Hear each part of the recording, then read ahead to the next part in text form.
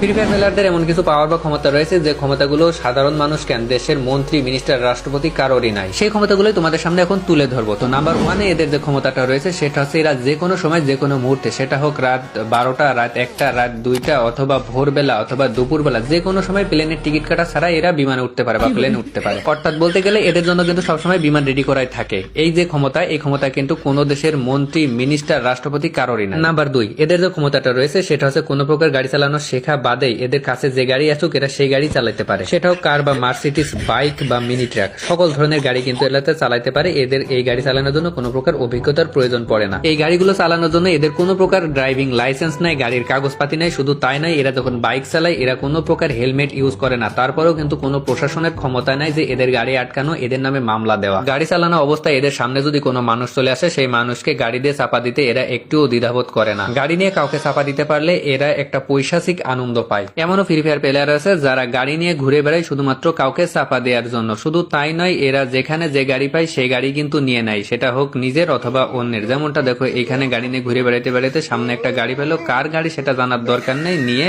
ভাগলো। এখানে যে ড্রাইভার গুলো আছে সবগুলো ড্রাইভারই কিন্তু একরকম, মেন রোড বাদ দিয়ে সাইড রোড দিয়ে যেখান সেখান দিয়ে গাড়ি চালায়। এরা কখনোই মেন রোডে গাড়ি চালায় না, কারণ এরা খুব সাহসী। তাছাড়া প্রশাসনের কোনো ভয় পায় না, গাড়ির কোনো ক্ষয়ক্ষতির ভয় পায় না। এরা যেদিক সেদিক দিয়ে গাড়ি চালায়, যেখানে সেখানে গাড়ি দিয়ে মেরে দেয়, তারপরেও এদের ভিতরে কোনো ভয় নাই।